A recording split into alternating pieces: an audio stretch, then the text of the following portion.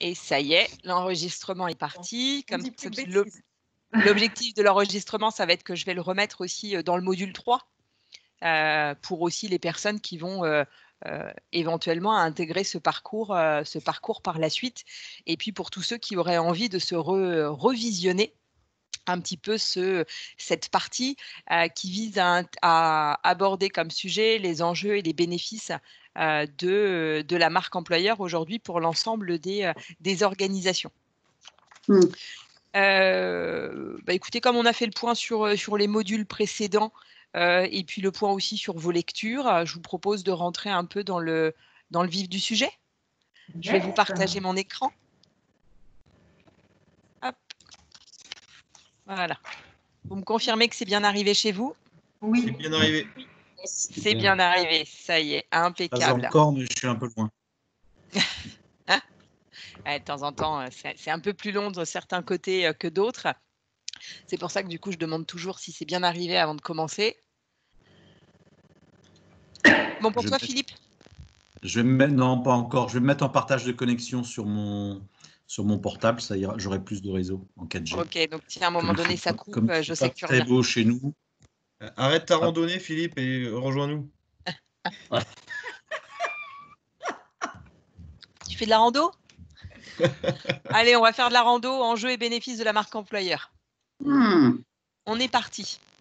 Alors déjà, dans un premier temps, ce que je vous propose de partager avec vous, c'est ce qui amène un petit peu les entreprises aujourd'hui à travailler sur leur marque employeur. D'avoir un petit peu aussi le contexte de notre environnement actuel qui pousse les entreprises à s'interroger sur ce sujet-là et qui va les amener à un moment donné ou à un autre, de toute façon, à travailler sur ce sujet. Le premier point, c'est déjà un déclin qu'on a dans certains secteurs d'activité au profit de secteurs qui sont mieux valorisés. Je pense notamment au secteur, alors je vous ai mis plusieurs exemples, mais vous avez le secteur industriel par exemple, qui aujourd'hui est un secteur sur lequel on voit une grosse baisse, hein, on est passé de 22% à 11%, alors que sur la même période, vous avez des secteurs d'activité, notamment le tertiaire, qui eux connaissent une belle croissance. Qui dit connaître une belle croissance, dit beaucoup de communication, dit du coup attirer les personnes, susciter davantage d'intérêt.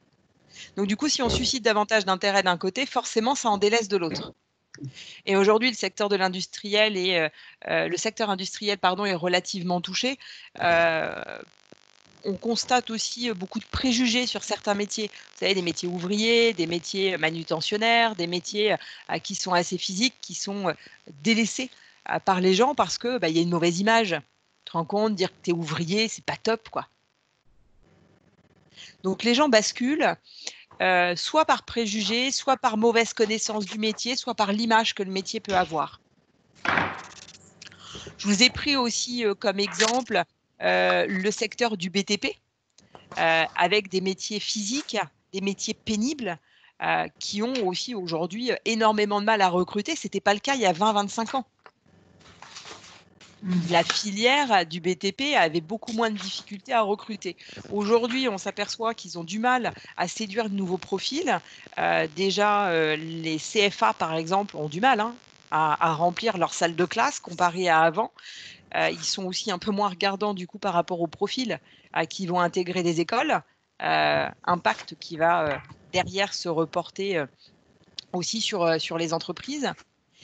Et puis, ce côté physique, ce côté malmené, sur lesquels on a du mal à faire changer l'image des métiers, et pourtant les métiers ont évolué.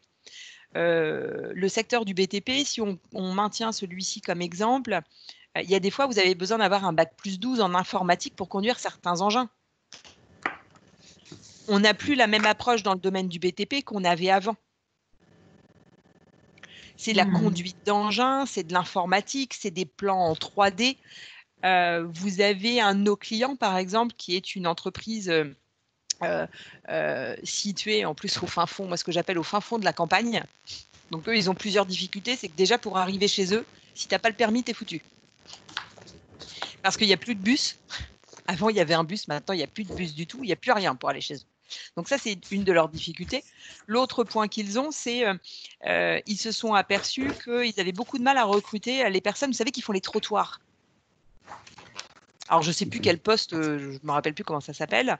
Et du coup, ils ont décidé, pour faciliter la vie à leurs collaborateurs et pour recruter plus facilement, d'investir dans une machine qui coûte 1,5 million d'euros et qui permet en fait de faciliter la tâche à ceux qui vont construire les trottoirs, puisqu'en fait, la machine permet d'automatiser les choses et de ne plus avoir à porter aucune charge.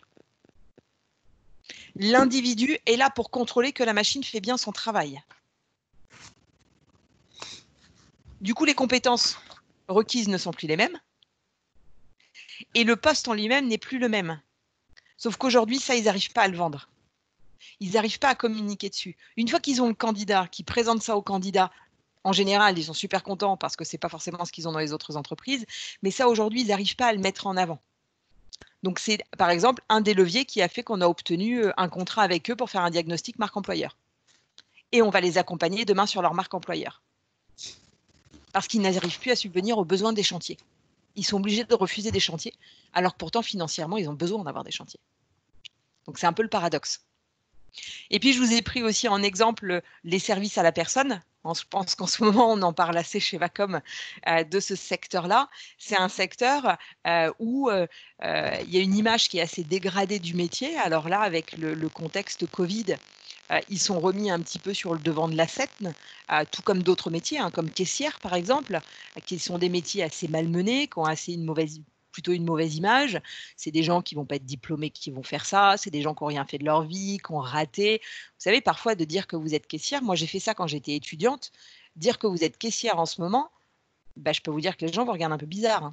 Ils ne vous regardent pas de la même manière que quand vous leur dites que vous êtes consultante. C'est bizarre quand même. Et du coup, dans les services à la personne, on rencontre la même chose. Alors, un peu moins sur la partie maintien à domicile. Mais maintien à domicile, il faut savoir que ce sont des métiers qui sont très physiques, assez pénibles, qui demandent beaucoup d'engagement humain et qui sont très mal payés. Parce que l'État ne paye pas. Parce que c'est l'État qui finance cette partie-là. Et l'État, aujourd'hui, au niveau de la main-d'œuvre, donne le strict minimum. Ce sont des métiers sur lesquels il n'y a pas de remboursement des frais de déplacement. Enfin voilà, c'est des contextes qui sont assez compliqués. Et du coup, les personnes qui faisaient ça comme métier, certains maintiennent, mais que en emploi à temps partiel. Il n'y a quasiment pas de temps plein en plus dans ces secteurs-là. Donc, ils cumulent plusieurs emplois. Dès qu'ils peuvent trouver à un moment donné un emploi à temps plein ailleurs avec un meilleur confort, inutile de vous dire qu'ils partent. Donc, ils ont un turnover qui est aussi important sur ces secteurs-là. Et ils ont du mal aujourd'hui à rendre sexy leur emploi. Et puis à en donner la véritable définition aujourd'hui dans l'entreprise. Je vous prends un autre exemple. On a un client dans la logistique.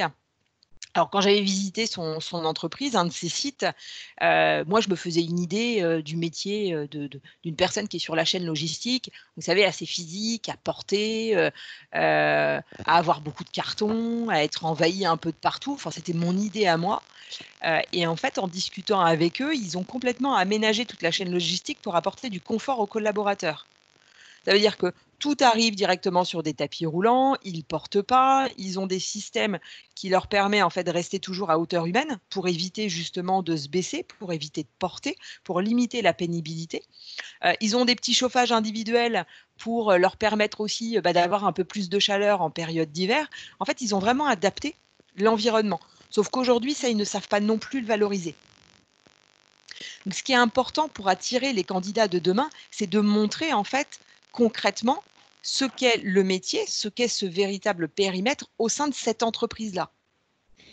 Puisque le même métier dans 2 ou 3 entreprises différentes sera complètement différent.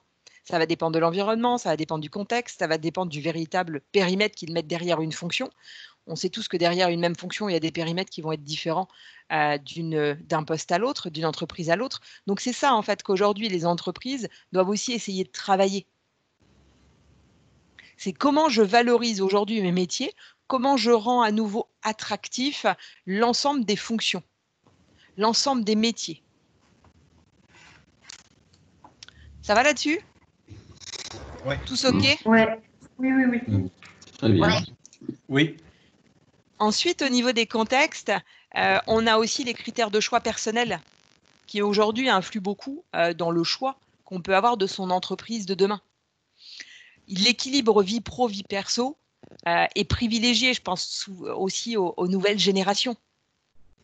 Avoir moins de kilomètres à faire, donc moins de dépenses aussi dans l'essence, moins de pollution. La notion écologique qui rentre aussi en considération. Le fait de pouvoir aller travailler en vélo, en transport en commun. Le fait de gagner du temps. Aujourd'hui, aller travailler, et les sociétés parisiennes ont du mal à faire venir les nouvelles générations chez eux, parce qu'en fait, ils savent que ce sont des emplois, moi, ce que j'appelle des emplois à durée limitée. C'est-à-dire que tu prends ce poste-là, mais tu sais que c'est pour 2 ans, juste pour gérer ton employabilité, et ensuite tu repars. C'est des postes sur un temps donné. Et les entreprises le savent. Malgré tout, elles investissent beaucoup en termes de formation sur leurs collaborateurs pour savoir qu'après, ces formations-là vont servir pour d'autres entreprises et pas pour la leur. Puisque le confort de vie aujourd'hui est privilégié, les Parisiens, quand vous les interrogez, vous avez plus de 70% des Parisiens qui cherchent qu'une seule chose, c'est à partir. La preuve avec le confinement. Ils ont tous fui la capitale autant qu'ils le pouvaient. Les Parisiens cherchent à fuir à un moment donné ces environnements. Dans les grandes villes, c'est pareil. Il n'y a pas longtemps, on a fait un recrutement pour un de nos clients. Et en fait, la personne que j'ai eue en entretien, je lui ai dit, vous savez, au niveau salaire, on ne peut pas aligner le salaire que vous avez aujourd'hui. Elle m'a dit, c'est pas grave. J'ai plus 45 minutes de voiture à faire tous les jours. J'ai 10 minutes de bus. Donc, elle m'a dit, je vais peut-être gagner moins, mais au final, je vais récupérer mon temps. Et je vais récupérer mon confort et je vais récupérer mon argent. Donc, elle m'a dit, moi, moins gagner pour avoir ce confort-là, vous inquiétez pas, ça me va bien. Elle dit, moi, je gagne une demi-heure tous les soirs avec ma fille. Donc, vous voyez, ils sont même prêts à un moment donné à gagner moins pour avoir ce confort de vie. Donc ça, c'est un facteur qui est aussi très important à prendre en considération. Et parfois, la localisation de certaines entreprises leur porte défaut. Je reprends le cas de mon entreprise du BTP. Quand je vous dis qu'elle est au fin fond, et désolé d'expression, mais moi, ce que j'appelle vraiment parfois le trou du cul du monde, c'est que j'ai mis 1h20 pour aller chez eux et c'est que des routes de campagne. Tu n'as pas d'autoroute. Et au milieu, tu n'as que des champs. Alors par contre, le cadre de travail, travailler avec des vaches à côté, tout, c'est joli, c'est sympa. Mais pour y aller, tu n'as pas de bus, enfin, tu n'as rien, quoi. Évreux est à 40 minutes. Ouais. Et c'est la ville la plus proche. Donc aujourd'hui, là où avant, les critères de localisation des entreprises rentraient peut-être moins en compte, aujourd'hui, ça, c'est un facteur important. Donc, il y a des entreprises, et cette entreprise-là, si je la prends en exemple, a mis en place du covoiturage. Du coup, ils ont fait des points de ramassage. Donc, quand ils recrutent quelqu'un, ils leur disent, c'est pas grave, il y a des points de ramassage sur lesquels vous allez avoir du covoiturage, et le covoiturage change toutes les semaines. Donc, vous voyez, c'est des petites actions, mais sur lesquelles aujourd'hui, les entreprises sont obligées de réfléchir. Parce que ça impacte concrètement leur image. Moi, je n'ai pas envie d'aller travailler pour une entreprise qui est à 3/4 d'heure, 1 heure de route. Moi, je suis à 35 minutes de chez Vacom, par exemple. Je privilégie le télétravail dès que je peux. J'essaye de faire au moins 1 ou 2 journées par semaine de télétravail. Parce que du coup, ça me permet de limiter l'ensemble de mon impact écologique et en même temps l'impact économique et ma vie perso. Tu mets en lien les valeurs avec ça, en fait, quoi. C'est complètement lié avec les valeurs des collaborateurs, quoi. Et s'ils se retrouvent dans leurs valeurs au sein de l'entreprise, tout en étant alignés avec leurs valeurs personnelles, ça match, quoi. C'est clair. Et je pense qu'avec le post-confinement, ça risque d'être d'autant plus fort dans les entreprises où les personnes qui auront eu un confinement plus agréable, parce qu'il y en a pour qui c'était plus dur, je pense qu'ils ont porté ça à la réflexion et ça va ressortir dans beaucoup de boîtes, je pense. Ouais. Oui, et ça fait le lien. Ouais. Ça fait le lien avec ce qu'on demande aujourd'hui, ou en tout cas ce qui est demandé par les collaborateurs aux entreprises, d'avoir davantage d'engagements environnementaux et d'engagements sociétaux. Et de les prendre en considération, de prendre en considération la contrainte individuelle.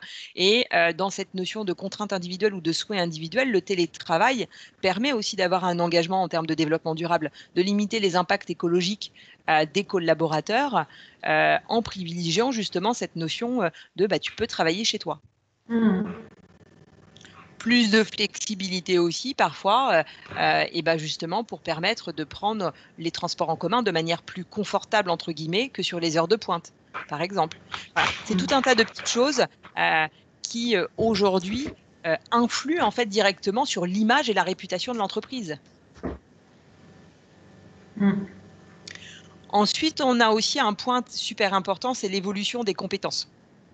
Aujourd'hui, on sait qu'on a des métiers qui sont déjà morts, avec notamment la digitalisation, l'émergence de la digitalisation, son impact a eu pour conséquence l'obsolescence de certains métiers.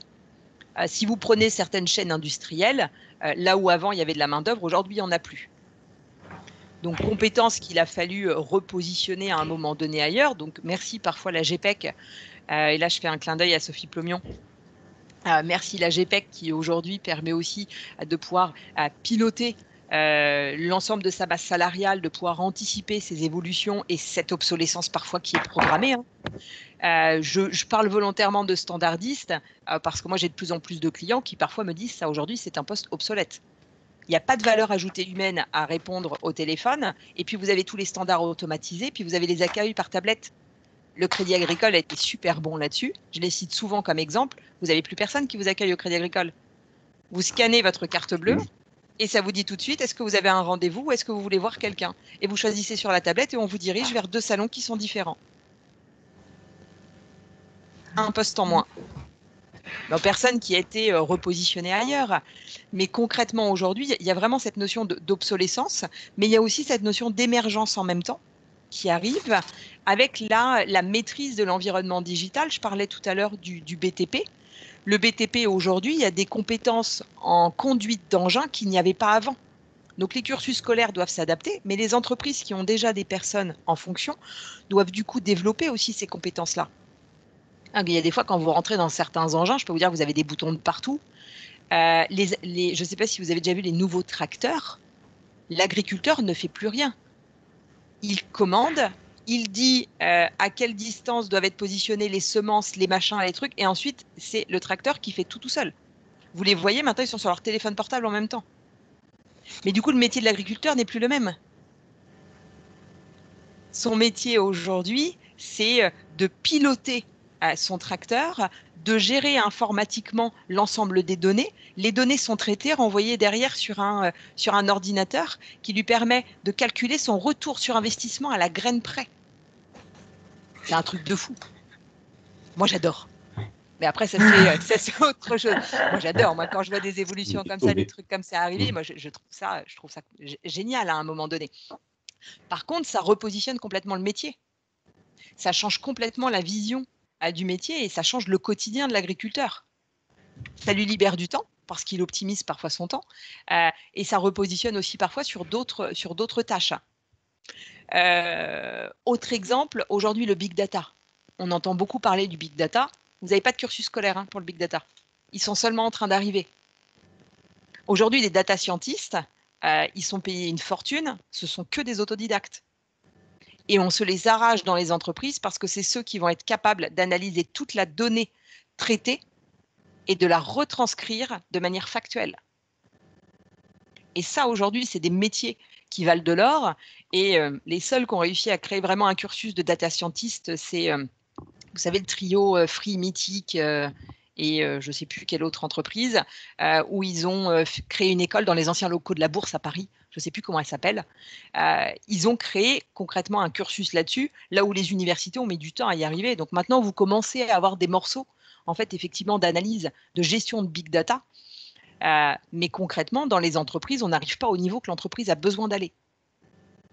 Donc, comment l'entreprise aujourd'hui répond à ces nouveaux enjeux? Comment est-ce qu'elle va chercher ces profils, ces moutons à 5 pattes? Et concrètement, dans le digital, il y a pas mal de moutons à 5 pattes quand même. C'est là où avant les profils atypiques étaient plutôt critiqués. Aujourd'hui, les profils atypiques sont plutôt recherchés. Donc, la tendance s'inverse aussi.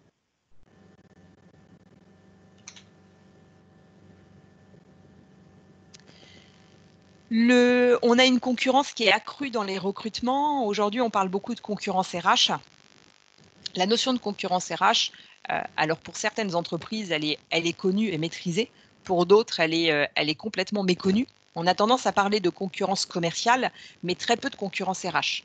Alors qu'aujourd'hui, comme on recrute beaucoup sur la notion de soft skills, sur la notion de comportement plus que sur compétences, on renforce en fait cette concurrence RH, puisque dans des secteurs complètement différents, je prends par exemple nous notre bassin du côté de Val-de-Reuil, vous avez des entreprises dans la logistique, vous avez des entreprises qui sont dans la maintenance, vous avez des entreprises qui sont dans la pharmaceutique, vous avez beaucoup de sous-traitants, mais vous avez des secteurs d'activité qui sont différents.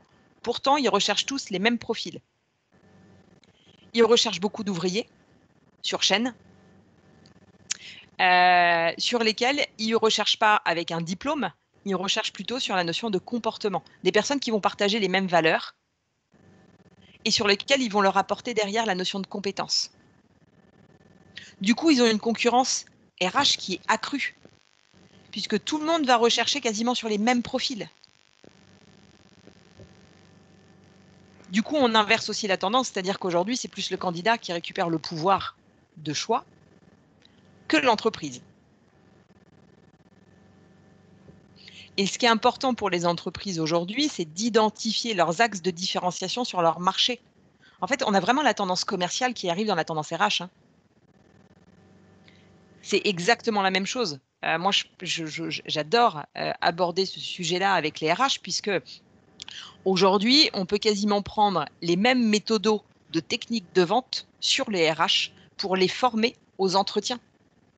Comment vendre ton entreprise? Aujourd'hui, tu dois vendre ton entreprise au candidat. Tu dois séduire ton candidat. Tu dois lui donner envie de venir. Donc, l'angle d'attaque est aussi différent. La conduite d'entretien va être différente. Les relations que tu vas essayer de créer vont être différentes. Parce que tu sais que ce candidat-là, en même temps, il est en train de mener des entretiens dans d'autres entreprises. Quels sont tes axes de différenciation à toi par rapport aux autres? Et c'est là qu'il faut vraiment axer. Depuis l'annonce partout, c'est quels sont mes axes de différenciation à moi par rapport à toi. Et c'est là où la marque employeur prend aussi toute son ampleur, c'est quelle est ma promesse employeur à ta destination. Mais dans ma promesse employeur, c'est qu'est-ce qui fait la différence de ma structure par rapport aux autres. Certains ont très bien compris les leviers, d'autres encore beaucoup moins. Et c'est cette partie-là qui arrive beaucoup aujourd'hui où on entend parler de process de recrutement, d'innovation dans les annonces. L'innovation dans les annonces qui est demandée, c'est pour faire la différence par rapport à la concurrence. L'autre point, c'est l'impact du sentiment d'appartenance sur la productivité. Il n'y a pas encore énormément d'entreprises qui font le lien sur cette partie-là. Mais quand on interroge aujourd'hui les entreprises sur le coût d'absentéisme, sur le turnover, les coûts de recrutement, la notion de productivité globalement qu'ils ont, productivité actuelle et productivité souhaitée, parfois il y a des deltas entre ce qui est produit et ce qui est objectivé. Et quand on discute avec les dirigeants ou avec les RH, on leur demande qu'est-ce qu'ils ont mis en place. Alors les premières réponses que j'ai, c'est une prime à l'assiduité. C'est-à-dire que les personnes qui viennent bosser tous les jours ont une prime. 50 €, 70 €, 150 € par trimestre, par exemple. Vous avez, au niveau du turnover, ils essayent de les former au maximum, de les garder, mais il n'y a pas vraiment de plan, j'ai envie de dire, de fidélisation qui est mis en place. Et puis, au niveau de la baisse de productivité, ils font venir des intérimaires parce que pour eux, ça manque parfois peut-être de personnel pour atteindre les objectifs. Quand on leur parle d'un moment donné d'implication et d'engagement des collaborateurs, de sentiment d'appartenance et d'impact que ça peut avoir sur la productivité, qu'on leur montre les chiffres des entreprises qui travaillent davantage sur leur marque employeur et qui ont moins d'absentéisme, moins de turnover et plus de productivité, là, le lien commence à se faire effectivement entre les deux. Concrètement, quand tu n'es pas engagé dans l'entreprise, quand on n'a pas de considération envers toi, quand tu n'es pas impliqué dans les prises de décision, tu n'as pas envie. Tu n'as pas envie, tu n'es pas engagé dans ton entreprise, tu as un pied de travers, tu te mets en arrêt, tu t'en fous. Tu ne regardes pas l'impact que ça va pouvoir avoir sur tes collaborateurs à côté, sur tes équipes, sur tes collègues. Certains vont être beaucoup plus engagés que d'autres et vont prendre un peu plus soin de cette notion-là. Pour d'autres, moi j'échange avec des managers dans le secteur industriel et ils disent « mais moi mes collaborateurs ils s'arrêtent pour un rien ». Ils ne regardent pas si on est sur un chantier, si on est en projet, s'il y a un truc, etc. D'accord ? Mais aujourd'hui, quel est leur niveau d'engagement ? Il n'y a pas d'engagement. Ils viennent chercher leur salaire et puis ils repartent. Qu'est-ce que vous faites aujourd'hui pour développer ce sentiment d'appartenance, cet engagement envers l'entreprise ? Et là, souvent, c'est le néant. Je ne sais pas. Des primes, de l'argent. Alors, moi, j'ai mon mari qui travaille chez Sanofi Pasteur. Alors oui, ils ont des primes. Hein. Je peux vous dire qu'ils ont des belles primes. Et ça, c'est génial à titre perso, hein, les primes. Moi, j'adore quand il a des primes. Par contre, à côté de ça, il n'a jamais son équipe qui est présente à 100%. Il y en a, dans leur secteur, ils ont 3 mois financés vous savez, payés à 100% quand ils sont en arrêt de travail. Ils ont 40% de l'effectif de son équipe qui prennent leurs 3 mois d'arrêt de travail dans l'année, automatiquement. Ils ont des gens qui passent en arrêt comme ça du jour au lendemain. Ils n'ont pas d'implication. Ils n'atteignent pas les objectifs en termes de productivité. Du coup, ils leur sortent des nouveaux intérimaires. Ou alors, ils leur font des réunions pour leur taper sur les doigts. Ça ne fonctionne pas. Mais on ne leur demande jamais leur avis quand il y a une décision qui est prise, par exemple, sur la notion de qualité ou sur les changements de process. Et tout ça, en fait, ça crée de la démotivation. Donc, parfois, c'est de s'interroger sur l'impact du sentiment d'appartenance sur la notion de productivité. Et les entreprises qui travaillent sur leur marque employeur, qui prennent soin de leurs collaborateurs, ont plus de productivité, voient leur productivité augmenter, l'absentéisme baisser et le turnover baisser également. Donc, ce qui est intéressant pour les entreprises qui travaillent là-dessus, en fait, c'est de positionner des indicateurs. Tout comme on positionne des indicateurs de performance commerciale, on positionne aussi des indicateurs de performance d'un point de vue marque employeur. Le turnover, il est là. Aujourd'hui, qu'est-ce qu'on va mettre en place pour fidéliser les collaborateurs ? Donc, quels sont les indicateurs ? Quel est notre objectif d'un point de vue turnover ? Quels sont les indicateurs qui vont pouvoir nous permettre de dire qu'on a réussi ?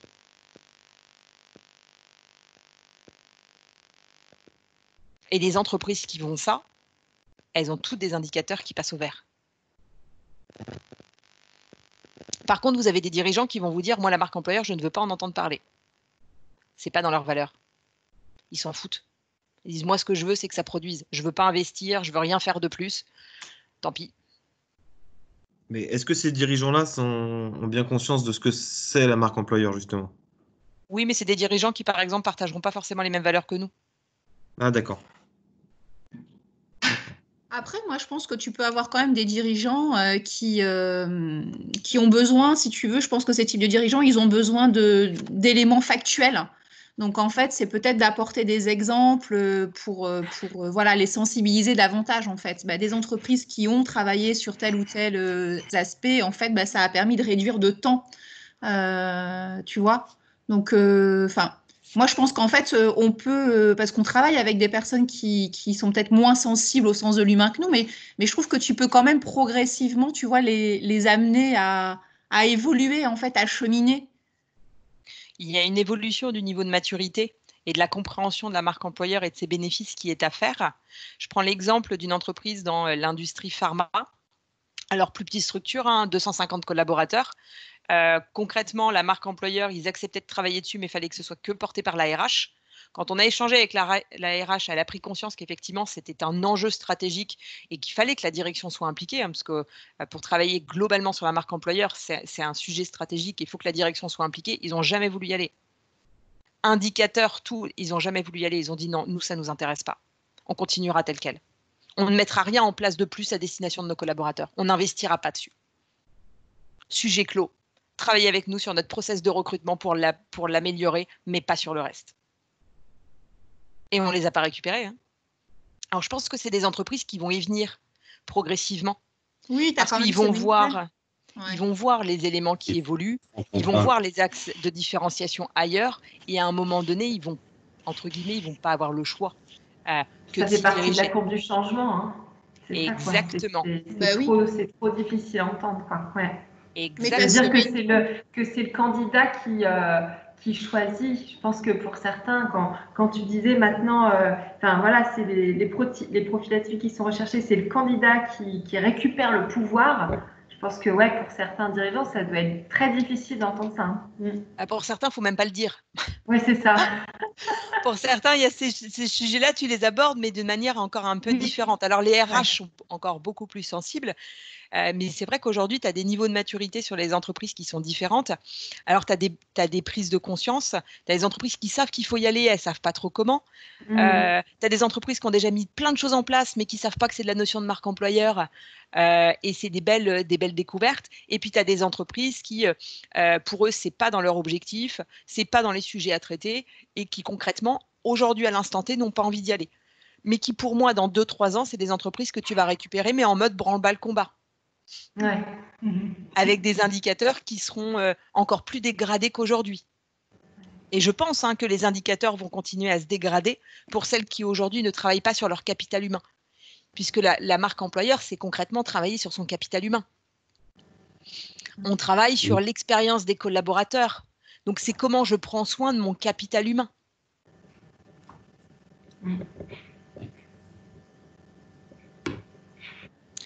Et puis l'autre, j'ai été trop vite. L'autre point, c'est le lien direct qu'on peut faire entre marque employeur et développement commercial. Aujourd'hui, il y a Romain derrière toi. Il y a Romain qui est derrière. Oui, je l'ai vu. Aujourd'hui, il y a un lien direct de corrélation qu'on peut faire entre développement commercial et marque employeur.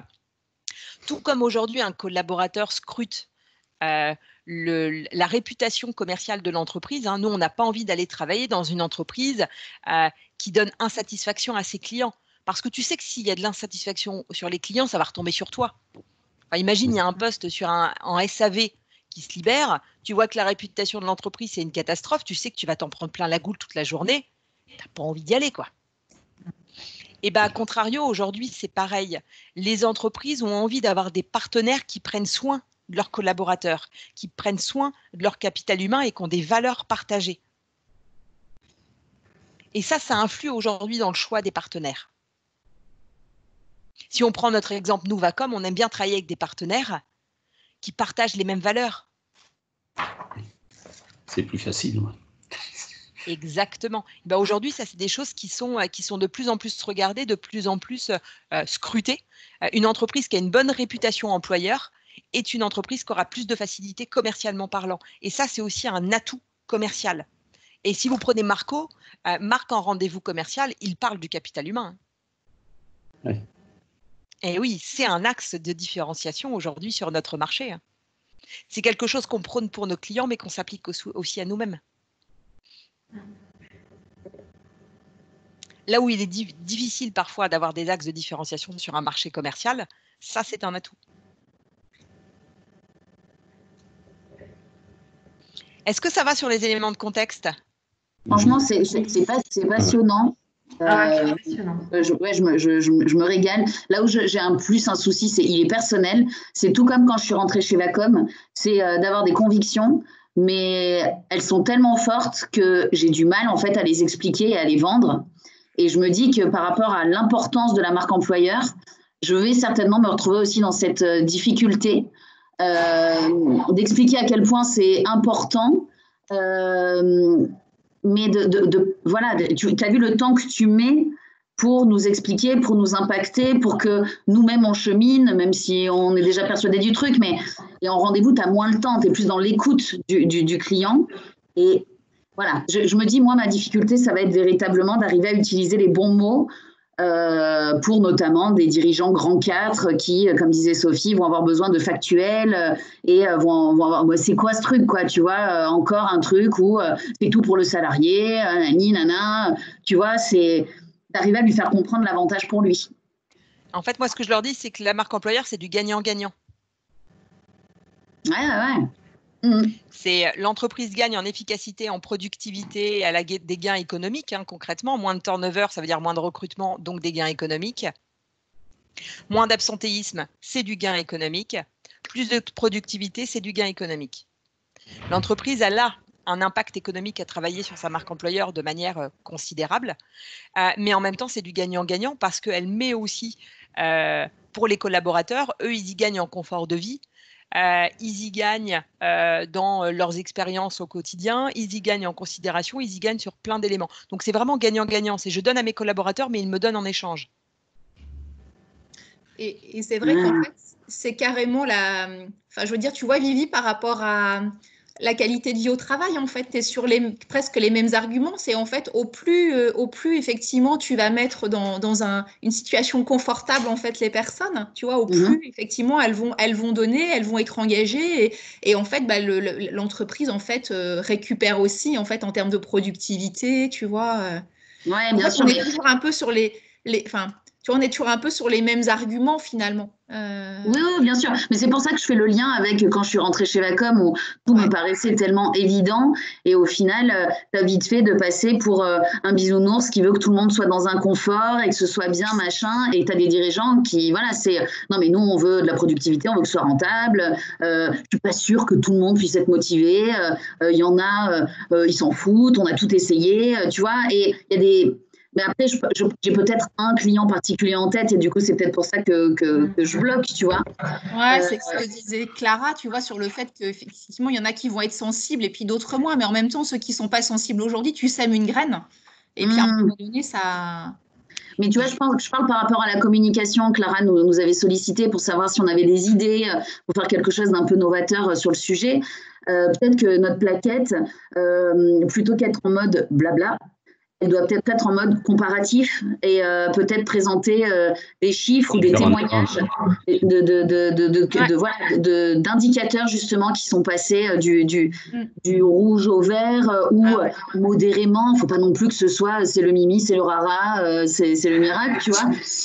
Mais qu'il y ait un truc qui puisse… être factuel, parce que ceux qui ont moins besoin de factuel sauront plus nous écouter. Ceux qui sont très factuels, il va falloir des chiffres, des démonstrations et point, en fait. Ils s'en foutront du blabla qu'il y a autour. Aujourd'hui, moi, j'utilise le témoignage de… Pardon, Christian, vas-y, excuse-moi. Non, je disais, il faut quand même parler à tout le monde. Donc, il faudra un petit peu de tout. Il faudra un petit peu de tout, un petit peu de chiffres, un petit peu de faits. Voilà, hein. C'est sûr. En fait, moi, j'utilise aujourd'hui beaucoup le témoignage d'Élodie. Et en fait, à la fin de chaque… alors, Élodie Rossignol, une de mes clientes, pas Élodie Boisdin.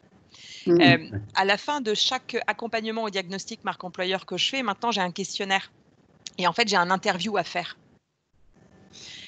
des personnes accompagnées, justement pour nous aider à aller chercher aussi de la matière. C'est pas qu'un témoignage, c'est vraiment des réponses à des questions.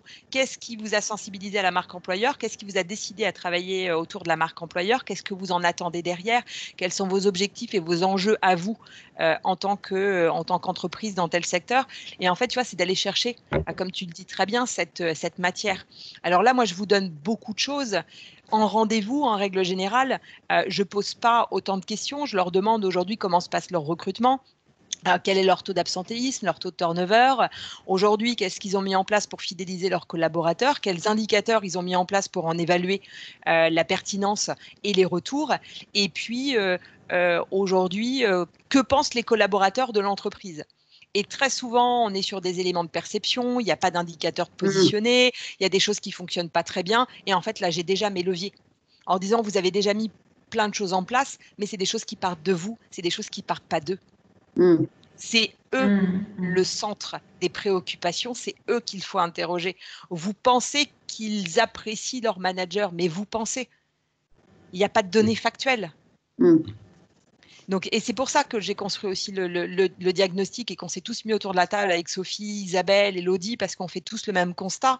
C'est qu'aujourd'hui, les entreprises sont beaucoup sur des perceptions et non pas sur des données factuelles. Et comme tu le dis, il faut du factuel pour pouvoir agir. Moi, travailler à former des managers parce qu'ils pensent que les collaborateurs ne sont pas satisfaits de leur manager, ça ne sert à rien. Ça se trouve, tu mets un pansement sur quelque chose qui n'existe pas, sur une plaie qui n'existe pas, qui n'est pas fondée. Donc, concrètement, aujourd'hui, que pensent vos collaborateurs de vos pratiques managériales? Sondez-les. Alors, tu as des entreprises. Moi, j'ai une entreprise une fois qui m'a dit « Ah, c'est génial, hein, mais jamais je le ferai ». Je dis, mais qu'est-ce que vous faites? Elle me dit, en fait, on a refait la salle de pause. Je dis, mais est-ce que vos collaborateurs avaient envie que la salle de pause soit refaite? Elle me dit, on ne sait pas. Je dis, mais pourquoi vous ne leur demandez pas? Elle me dit, parce qu'on a peur. Ouais, c'est ça. En fait, ils mettent un torchon propre sur la vaisselle sale. Ouais. Ils ont peur à un moment donné de lever le torchon et de voir ce que ça peut vouloir dire. Donc, comme je dis oui, parfois vous allez vous prendre des claques parce que y a des choses que vous pensiez bien qui ne vont pas être bien, mais vous allez très certainement avoir aussi des belles révélations, des choses que vous ne pensiez pas bien qui en fait sont très bien. Mais impliquez-les. Et puis finalement, je veux dire, pour moi en tout cas, c'est la marque employeur en fait finalement. Finalement, ce sont nos collaborateurs qui sont au cœur du sujet. Donc c'est vrai, je trouve génial dans le diagnostic, c'est derrière, il peut y avoir des actions pour accompagner les collaborateurs en interne, parce que finalement, c'est ce que les collaborateurs disent, c'est la meilleure marque employeur en fait finalement. Ouais, mais c'est ce que tu dis, Sophie. C'est la définition parfaite du lâcher prise pour un dirigeant. Donc, je pense que c'est cette barrière-là, en fait, où d'un coup, tu donnes la parole pour ce qui va t'engager à te mettre en action, sinon tu vas passer pour un blaireau, quoi. Donc, tu vois, il y a un engagement alors que tu ne sais pas encore ce qu'il va falloir faire. Ouais. Puis il y a les nouvelles générations aussi qui attendent beaucoup plus ça. En fait, ils ont des attentes carrément différentes des générations précédentes. Moi, je vois bien, j'ai 45 ans, on ne réagit pas de la même manière, en fait. On n'a pas les mêmes attentes. Oui, les nouvelles générations vont peut-être dire plus spontanément ce qu'ils pensent des pratiques managériales que des personnes un peu plus âgées. Je me demande si elles arrivent vraiment à dire la vérité. Alors, si le sondage est complètement anonyme, ok, mais est-ce qu'elles arrivent vraiment à lâcher et dire vraiment jusqu'au bout ce qu'elles pensent, quoi? Elles le font.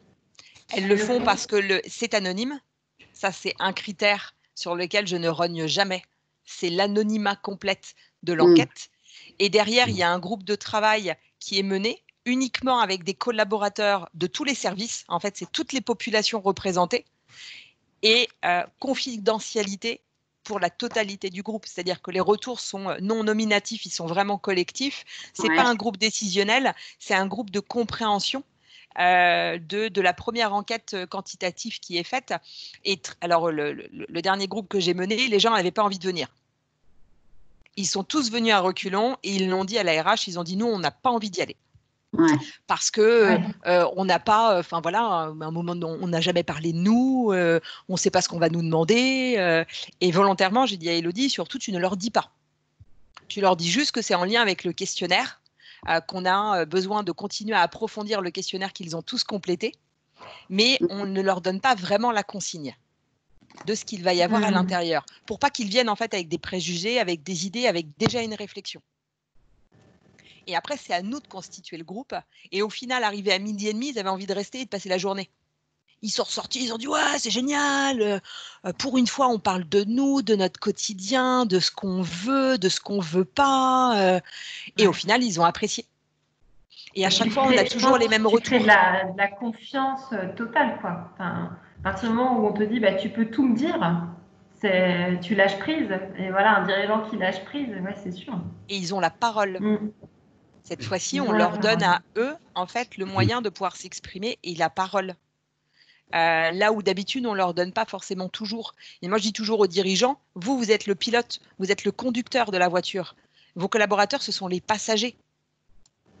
Mais à un moment donné, les passagers, ils vont vous suivre 100, 500, 1000, 2000 km. Mais s'ils n'ont pas la voiture adéquate, s'ils n'ont pas le confort adéquat, s'ils n'ont pas tout ce qu'il faut pour continuer à vous suivre, ils vont descendre de la voiture progressivement sans que vous en aperceviez. Et les facteurs à côté, c'est effectivement l'ensemble des indicateurs. Donc, donnez-leur la parole et parce que c'est eux qui produisent. Il va sûrement falloir accompagner aussi les dirigeants quand tu commences on va certainement le voir plus tard, mais quand tu commences une démarche de marque employeur, tu fais quand même, étant donné que tu vas solliciter les collaborateurs, tu fais quand même une communication pour expliquer ce qui va être mis en place, la démarche et tout ça. Donc voilà, c'est dans ce discours-là où il va falloir arriver à trouver le bon ton pour que ce soit pas non plus en mode on va vous écouter parce qu'on va tout mettre en place. Enfin, tu vois, qu'il y a un côté quand même qui sécurise le dirigeant sur ce qui va sortir, qu'il puisse rester quand même maître de son entreprise. Je suis désolée, je suis bloquée sur les dirigeants qui ont du mal à lâcher prise. C'est bizarre. Non, mais en fait, on met l'ensemble des verrous que tu donnes là, en fait, on les met. C'est-à-dire qu'on leur dit bien que l'objectif, c'est de comprendre leur environnement, de comprendre comment est-ce qu'ils vivent leur entreprise et d'évaluer aujourd'hui leur adhésion un petit peu, si tu veux, à l'entreprise. Alors, on ne le met pas comme ça, mais si tu veux, le contexte est bien donné, que ce n'est pas des… L'objectif, c'est d'avoir des pistes de réflexion et non pas d'être dans une notion de décision. De comprendre réellement de quoi ils ont besoin concrètement pour que la direction puisse agir de manière concrète là où eux, ils ont envie que ça agisse. Et après, dans le groupe de travail, moi, je leur dis toujours, et la consigne, c'est on n'est pas un groupe décisionnel. On est un groupe de réflexion et de compréhension. Le but, c'est de comprendre votre quotidien, de vous écouter pour ensuite pouvoir donner les bonnes clés à la direction. Mais en aucun cas, ce que l'on va dire aujourd'hui, il y aura derrière forcément des actions qui seront menées sur tous les points qu'on va soulever ensemble. Ouais. L'objectif, c'est de vous comprendre. Et ça, je le répète et je le redonne très souvent dans le groupe de travail, quand ça part en débat, quand ça part, je leur dis attention, on n'est pas un groupe décisionnel, on n'est pas là pour décider des choses. On est là pour comprendre et pour réfléchir ensemble. Et ça se passe super bien. En général, c'est assez fluide et les gens suivent. De toute façon, ce qu'on demande tous, c'est être écouté. Donc, dès que tu as à un moment donné la possibilité de pouvoir être écouté, surtout sur des populations parfois qui ne le sont pas beaucoup, ça leur fait aussi du bien. Parce que là, tu as vraiment toutes les populations qui sont recensées. Okay. Alors, on va regarder justement maintenant. On démarre la formation. On y va. Les objectifs de la marque employeur. Donc là, je vous ai synthétisé vraiment les enjeux. Les 3 grands enjeux, c'est recruter et attirer des talents. C'est pouvoir fidéliser les collaborateurs. Et c'est de pouvoir assurer aussi une performance durable. Quand on parle de performance durable, on a toute cette partie enjeu économique aussi qui arrive. Performance, pérennité à l'entreprise. Au niveau des objectifs, c'est bien entendu de pouvoir renforcer le sentiment d'appartenance et d'améliorer l'image et la réputation. Et puis derrière, au niveau des leviers d'action que l'on a sur la marque employeur, c'est de pouvoir faire collaborer les souhaits entre les perceptions et les expériences. D'améliorer et de renforcer toutes les expériences vécues, ça vous l'avez vu dans le module précédent. Tout est en lien avec les expériences. D'adapter, de pouvoir sécuriser à la fois les pratiques et les process de l'entreprise, et puis de cibler sa communication et de la rendre attractive. Donc là, on a vraiment les enjeux, les objectifs et l'ensemble des leviers d'action qu'on peut avoir. Le but final pour l'entreprise quand elle travaille sa marque employeur, c'est bien entendu de pouvoir formaliser une promesse employeur adaptée et cohérente. Quand on parle de promesse employeur, on ne parle pas que de promesse à destination des candidats, on parle aussi de promesse à destination de ses collaborateurs. Quelles sont mes promesses à moi en termes de politique RH? Quelles sont mes promesses à moi en termes de pratique managériale? Est-ce que je peux te challenger? Vas-y, challenge. Au niveau des objectifs, est-ce que justement, il ne manquerait pas, est-ce qu'on peut s'engager sur le fait d'améliorer la productivité? En fait, ça, c'est dans un des enjeux dans la performance durable. L'objectif, si tu renforces le sentiment d'appartenance, ce que tu vas avoir derrière, ça va être effectivement comme bénéfice, la productivité. Et moi, je le mets plutôt en bénéfice.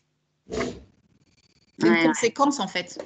Oui, c'est le bénéfice que tu vas avoir. Je ne le mets pas en objectif volontairement, parce que pour moi, c'est un bénéfice que tu vas pouvoir engendrer derrière. Ça te va comme…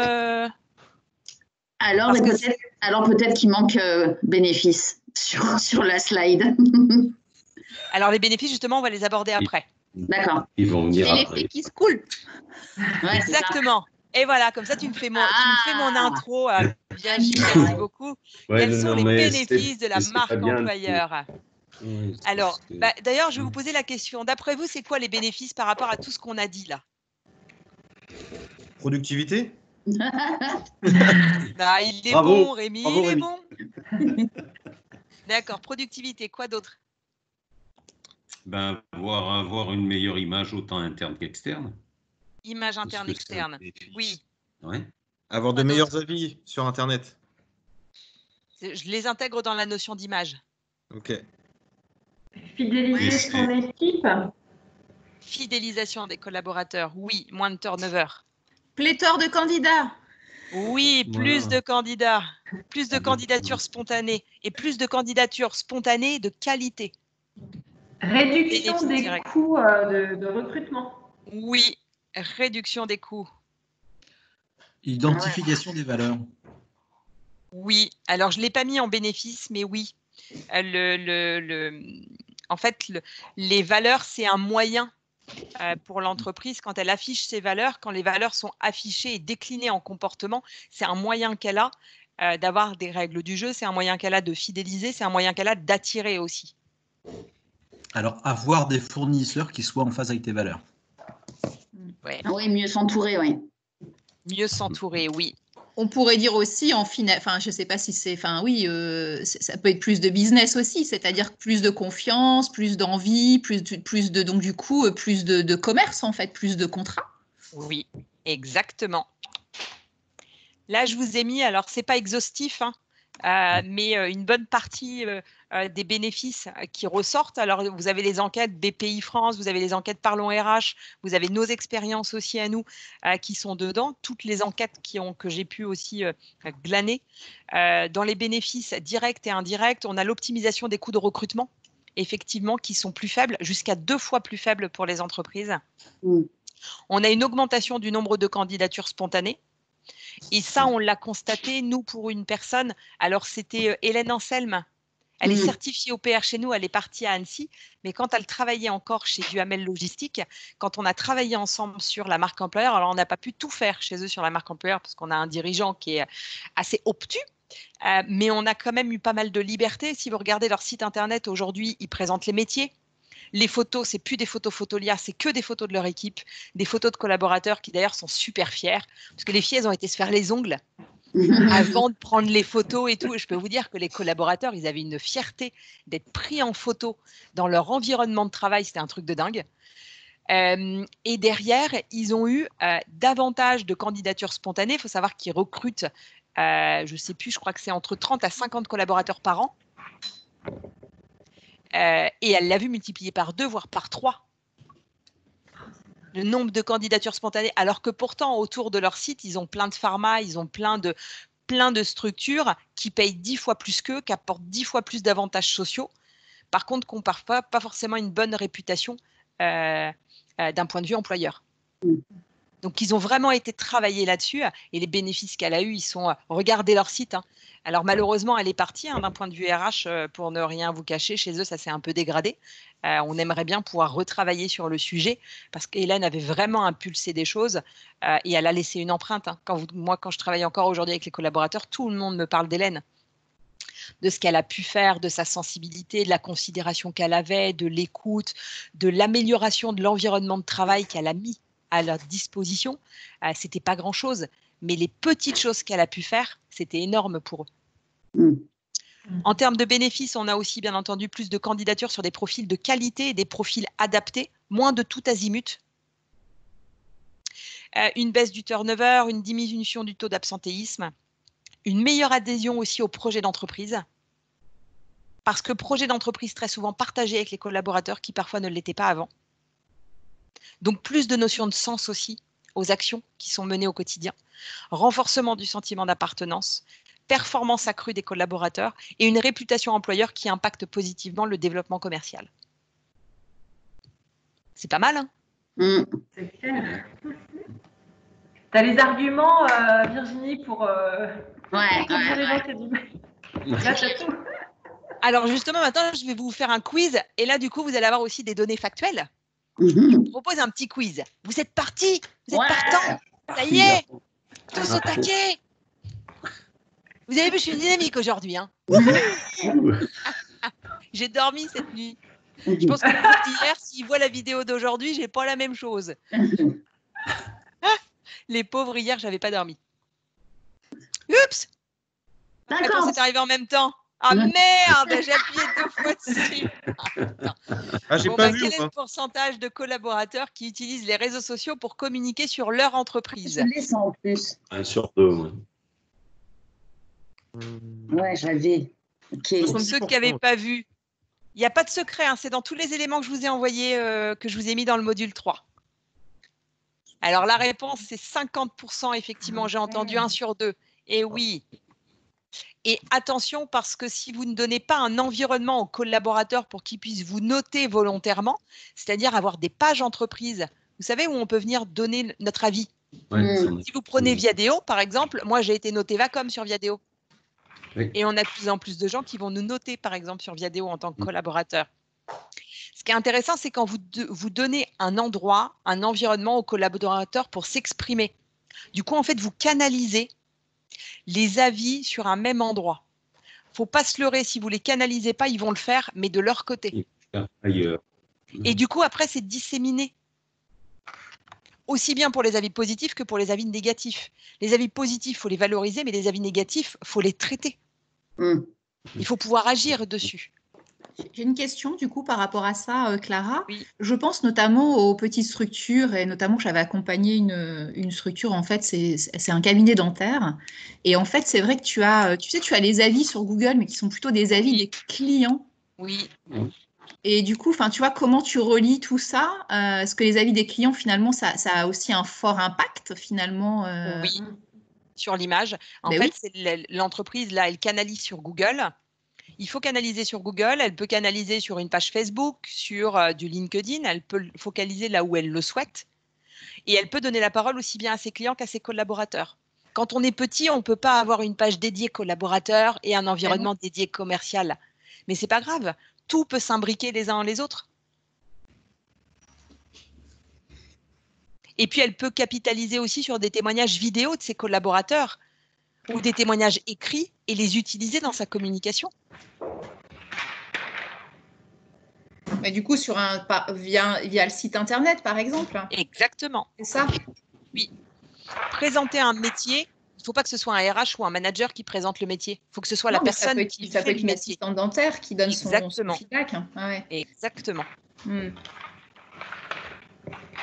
D'après vous, combien de collaborateurs sont prêts à quitter leur poste si on leur offre un emploi dans une entreprise ayant une meilleure réputation que la leur? 90. 65. Pareil, 90. 90, ouais. Pareil, 90. Ah, oui. 90% des collaborateurs sont prêts à partir si on leur propose une offre d'emploi dans une entreprise ayant une bonne réputation. C'est juste énorme. C'est énorme. On peut s'en servir, ça c'est bien. Et ça veut dire aussi que 90% des personnes sont prêtes à rester dans leur entreprise si on leur propose un poste ailleurs dans une entreprise qui a moins bonne réputation. On peut le voir aussi dans cet angle-là. Hein. Oui. Alors, je prêche pour ma paroisse, mais il n'y a pas longtemps, on m'a proposé un poste à la Matmut. J'hésite. Comment te dire? Ils m'ont dit, vous savez, nous, on est payé sur 14 mois, machin. Ah ouais, mais non. Non, je suis désolée, non, mais je suis bien chez Vacom, je vais rester encore chez Vacom. Et le recruteur m'a dit, qu'est-ce qui vous fait rester chez Vacom? Je dis, nos valeurs. Le sens de l'humain, le fait qu'il y a plein de projets, la considération, la reconnaissance, plein de choses que je ne sais pas si demain vous allez pouvoir m'apporter ça. Et là, il a séché. Ouais, non. Non. Donc, je pense qu'on peut aussi l'interpréter on peut aussi maintenir 90% de ses collaborateurs quand on a une bonne réputation et qu'on met tout en place justement pour les maintenir, pour les satisfaire. Combien de candidats disent refuser de travailler pour une entreprise ayant une mauvaise réputation? 50. 50 aussi, ouais. Et oui. Mauvaise réputation, vous avez vu derrière, il n'y a pas réputation employeur. Hein. Il y a aussi la réputation commerciale qui rentre en considération. C'est vraiment la réputation globale de l'entreprise. Hein. Quel est le pourcentage de recruteurs affirmant que la marque employeur a une influence importante sur la capacité d'une entreprise à embaucher des collaborateurs de qualité? 80. 43. 43. 80. Non. Oh non, les recruteurs. Ouais. 80% des recruteurs qui travaillent sur leur marque employeur affirment ça. Donc, pour ça, ils positionnent des indicateurs.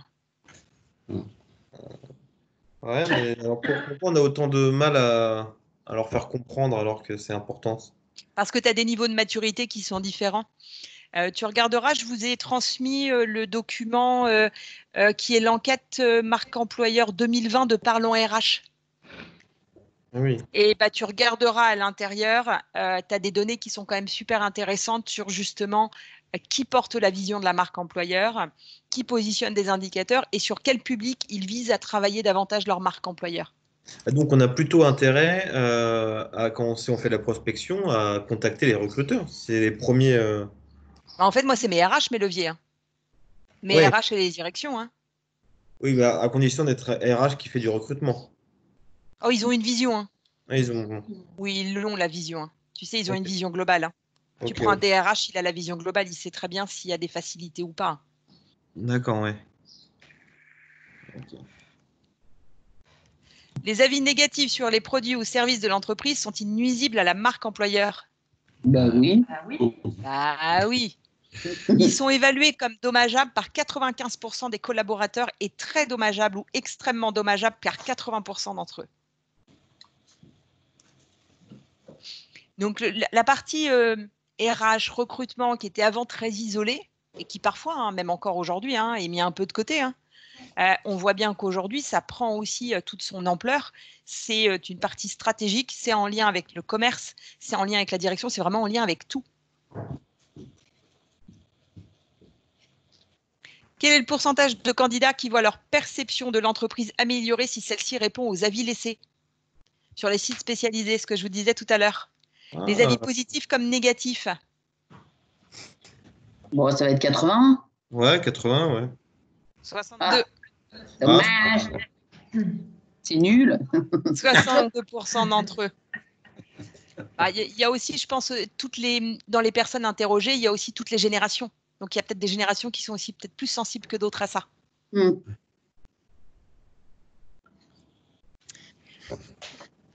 Oups, je fais tomber mes trucs, c'est pas grave. On arrive du coup à la fin de cette partie enjeux, bénéfices et objectifs de la marque employeur. Quel est votre retour? Et est-ce que vous avez des questions? Moi, j'ai une question sur la cible des entreprises. Est-ce qu'il y a c'est des entreprises avec un certain nombre d'employés qui sont plus sensibles à la marque employeur ou toute entreprise ou je sais pas, j'ai pas trop d'idées en fait sur qui peut être potentiellement intéressé. D'après toi, par rapport à tout ce qu'on a vu? Et moi, justement, j'ai plus l'impression que c'est des grosses entreprises en fait. Non, tu es vraiment sur toutes les tailles. Toutes les difficultés, en fait, les difficultés des grosses, des petites ou des moyennes, elles convergent. Tout le monde a des difficultés de recrutement. Par exemple, la petite, parfois, va avoir beaucoup moins de visibilité et de notoriété et du coup, va avoir encore plus de difficultés parfois à recruter, alors qu'en interne, elle met tout en place pour apporter du confort, pour considérer ses collaborateurs, etc. C'est juste parfois un problème de visibilité qu'elle peut avoir. Les gros vont parfois avoir de la visibilité, mais à contrario, ce que pensent leurs collaborateurs d'eux-mêmes, ils ne vont pas le savoir.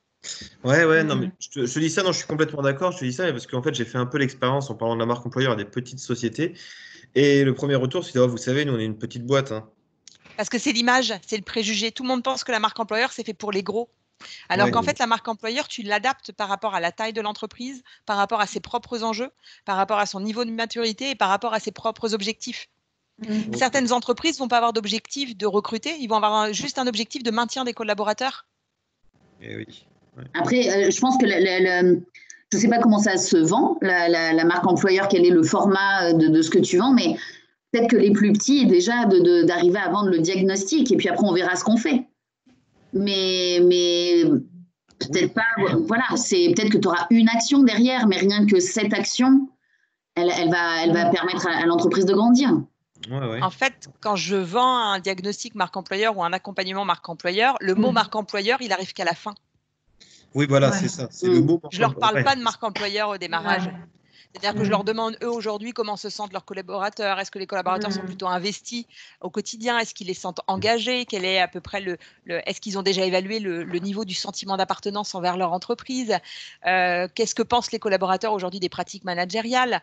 Comment ça se passe justement d'un point de vue management? En fait, je leur pose les questions quasiment habituelles qu'on a l'habitude de poser. Je creuse parfois un peu plus sur des indicateurs clés tels que quel est votre taux d'absentéisme, quel est votre taux de turnover aujourd'hui, comment ça se passe au niveau productivité, est-ce que vous avez une baisse, est-ce que vous avez une augmentation, enfin ce genre de questions. Et après, je leur demande, pour agir sur tous ces leviers, qu'est-ce qu'aujourd'hui vous avez mis en place? Qu'est-ce que vous avez l'intention de mettre en place demain? Qu'est-ce qui est prioritaire aujourd'hui pour vous?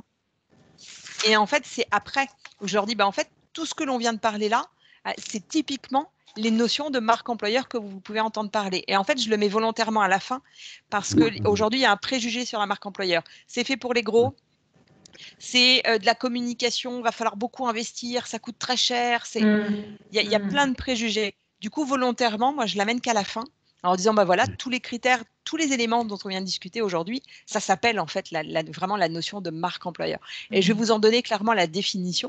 Donc, en fait, je leur donne la définition des piliers et je leur donne quelques enjeux qui sont en lien avec tous les enjeux qu'ils m'ont déjà donnés. Et je leur dis, voilà ce que je vous propose aujourd'hui pour vous accompagner à agir sur ces enjeux. C'est de travailler sur votre marque employeur en commençant par une première étape. C'est de faire un premier diagnostic parce que tous les éléments que vous m'avez donnés sont basés que sur des perceptions. Et ce que je vous propose, c'est d'aller chercher de la donnée factuelle. C'est concrètement de savoir aujourd'hui ce que pensent vos collaborateurs de vous, de votre entreprise, de votre politique RH, de vos pratiques managériales, de vos pratiques commerciales, de tout. Et d'y inclure aussi l'ensemble des autres parties prenantes parce que vos clients aujourd'hui influent aussi dessus. Et en fait, ça, c'est de la pédagogie. Et tu l'as déjà vendu sur des petites structures? La plus petite qu'on ait fait aujourd'hui, c'est 70. Ouais, d'accord. Sur les autres, en fait, on n'a pas vraiment fait plutôt de diagnostic. Non, là, on est en train de voir avec une entreprise qui en a moins, qu'on a une quinzaine de collaborateurs. Bien entendu, on va adapter le périmètre. Tu ne fais pas les mêmes questionnaires, tu ne fais pas la même charge de travail. Il est plus court aussi, tu as moins de… Voilà, le coût, il varie aussi, bien sûr. Ouais. Oui, complètement. Après, tu peux l'adapter sur tout. Donc, il faut…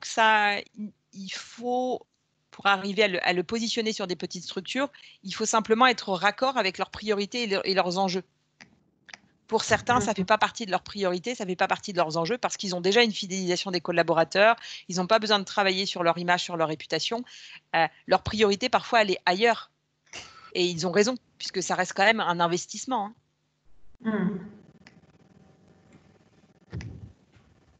Mais si on reste…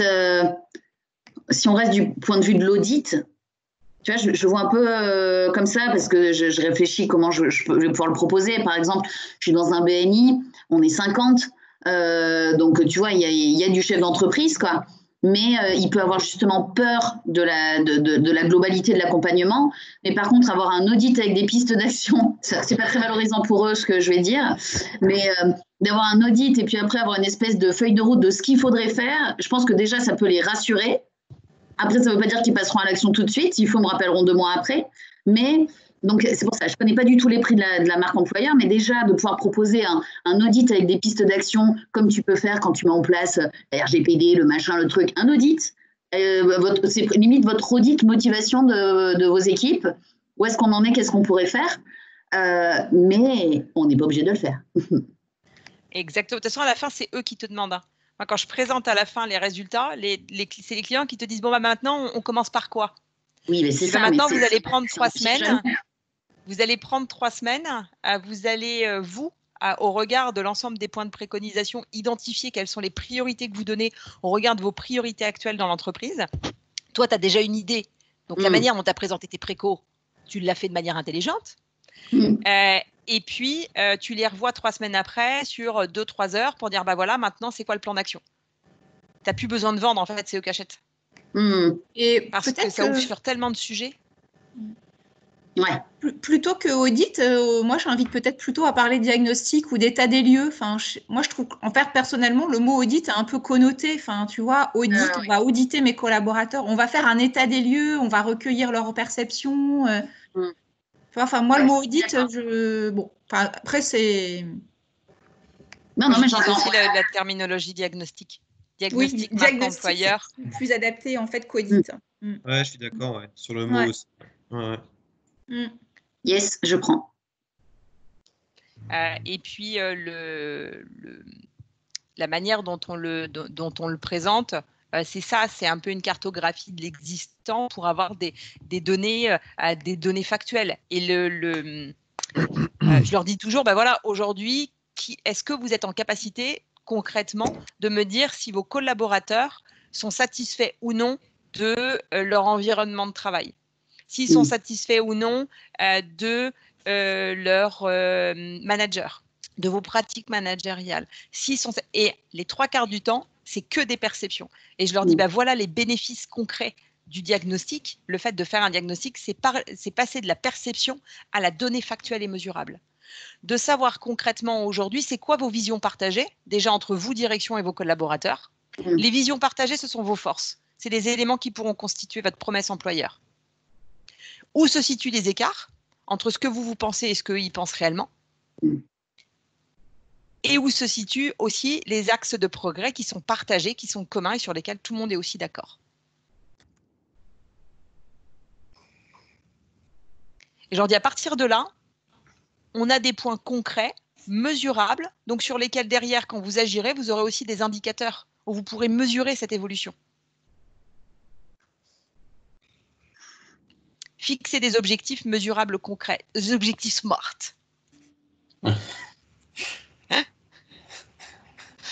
Je suis obsédée par les objectifs SMART. Est-ce que c'est plus clair pour vous? Est-ce que tout le monde est OK là-dessus? Oui. Oui. C'est tout bon. Parfait. Eh bien, écoutez, impeccable. Vous allez donc avoir le module 4 qui va arriver dans la foulée. Dans le module 3, vous allez avoir le petit quiz, donc le questionnaire qui va arriver aussi pour valider l'acquisition des connaissances sur toute cette brique-là. Et puis, une étude de cas. Alors, je ne sais pas encore si je vais vous la mettre dans le module 3 ou dans le module 4, mais en tous les cas, vous allez avoir une étude de cas qui va être à mener. OK. D'accord. OK. Ça va pour tout le monde? C'est clair.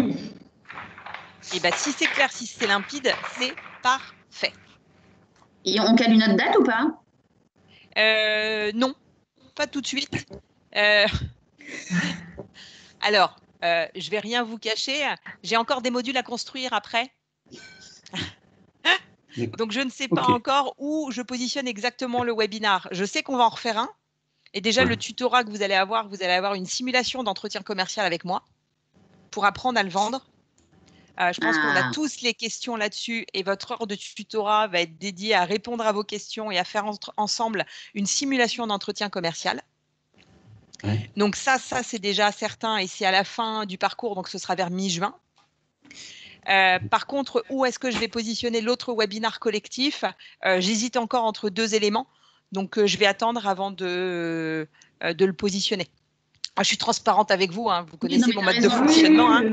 C'est surtout que le côté intégrer aussi, c'est bien. Le module 4 est ouvert. Va être ouvert. Va être ouvert. Il y a un côté où si j'ai pas pour quand je dois le faire, ça peut durer. Non, en fait, c'est pas le module 4, ça va être pareil, ça va être du travail à faire pour vous. Vous allez avoir à peu près le rythme de 2 modules par semaine. Donc là, vous allez avoir le 4e module avant la fin de la semaine qui vous est mis à disposition et les 2 autres modules courant de la semaine prochaine. Donc à chaque fois, si vous vous connectez, vous aurez toujours des éléments qui vont bouger toutes les semaines. Après, si vous accordez du temps sur le mercredi, sur le vendredi ou le lundi, peu importe, mais dans tous les cas, vous allez avoir ce rythme-là. En gros, il faut se caler quoi? Il faut se caler 2 heures par semaine plutôt sur la fin de semaine? Oui, parce que là, vous allez avoir des modules qui vont vous prendre plus de temps que les premiers. Et les premiers, c'était vraiment de la définition, qu'est-ce que c'est. Donc, c'était vraiment très, très simple et très, très fluide. Le but, c'était de mettre tout le monde au même niveau sur la définition. Là, on commence à rentrer un petit peu plus dans le pratico-pratique avec vraiment la notion des enjeux, des bénéfices directs pour l'entreprise. Et là, ce qu'on va attaquer, ça va être vraiment le diagnostic. Comment je le fais, comment je l'applique, comment je le mets en œuvre. Donc, prendre en main l'ensemble des questionnaires, Microsoft Forms, etc. Donc là, il va peut-être y avoir aussi un peu plus de temps, des études de cas. Donc là, il va y avoir, pour vous, de votre côté, un peu plus de travail à mener que sur les premiers temps. Ok. Ça répond à toutes vos questions? Oui. Yes. Parfait. Merci à tous. Merci Clara. Merci beaucoup. Passez une très bonne journée. Bonjour à tout le monde chez vous. Et comme d'habitude, prenez bien soin de vous. Oui. Yes. Merci à vous aussi. Ciao. Prenez Merci à tous. Salut. Ciao. Ciao. Bye bye.